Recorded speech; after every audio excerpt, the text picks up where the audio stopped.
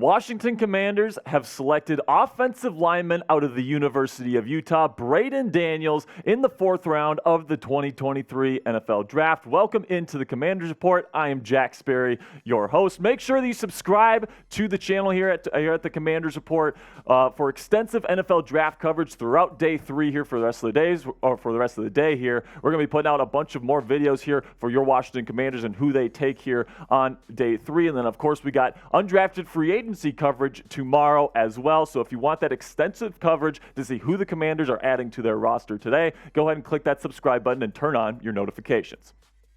So now let's talk about Braeden Daniels here, another offensive lineman added to the Commanders roster here after taking Ricky Stromberg in the 3rd round yesterday. This is a very interesting player. Can't wait to talk about him. But first, let's talk about what the Athletic's Dane Brugler has to say about the offensive tackle. Daniels will require development time to refine his footwork and consistency to match up with NFL rushers, but he has the athletic twitch and versatility to boost an offensive line depth chart in the NFL. His experience at multiple positions is a plus, and he grades as a swing tackle or guard. So you take a look at our draft analyst here at Chat Sports, Tom Downey's scouting report for Daniels here. He says double-digit starts at left guard, left tackle, and right tackle during his time at Utah. Took a big jump in pass protection last year.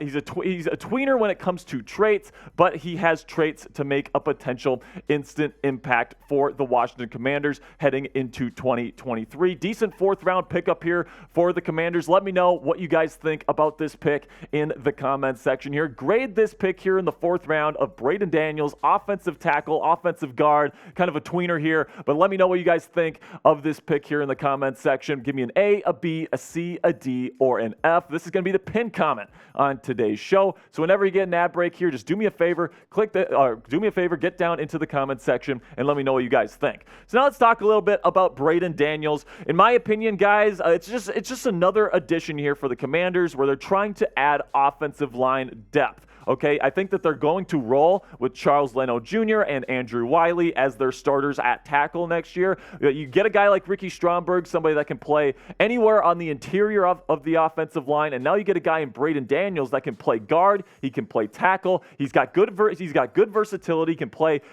multiple spots on the offensive line in the National Football League, and he can handle his business. He's put on weight over the course of the draft process. 6'3", 294 pounds is what he weighed in at in Indianapolis at the NFL Combine. Apparently, he's added even more weight over the last couple of weeks, and that should help him out a little bit. The big thing with Daniels is that his footwork and his hand placement in pass protection just isn't up to NFL standards right now. Right now, Braeden Daniels is a backup offensive lineman in the NFL. It seems like the Commanders are trying to bolster the depth on their offensive line here in the middle rounds. So you take a look at what the Commanders have taken here in the first couple of rounds of the draft. You got Emmanuel Forbes to be hopefully your number 1 cornerback moving into the future here at number 16. You pass on Christian Gonzalez, Deontay Banks, Joey Porter Jr. in order to get Forbes. And then you got Quan Martin there.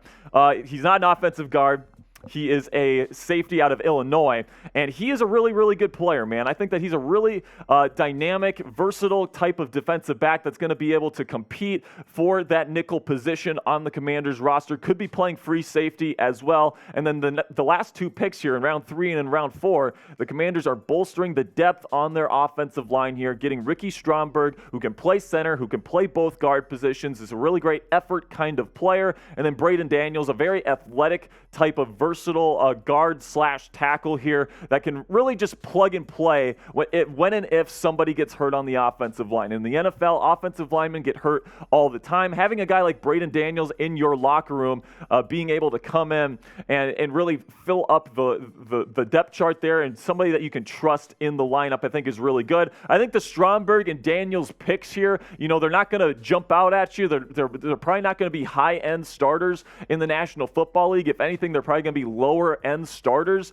for some of these teams in the NFL throughout their career. Who knows? Maybe they can surprise me. But, I think that they're more depth pieces. They're versatile pieces along the offensive line that are going to help out the Commanders moving forward. And I think that makes it a pretty darn good pick. You take a look at what the Commanders have just done here in totality. You've bolstered the secondary and you've bolstered the offensive line. Those were the two biggest areas of need for the Commanders moving forward. And now, moving on to the rest of day 3 here, the Commanders have multiple picks. Okay, they got a pick in round 5, 2 picks in round 6, and a pick in round 7.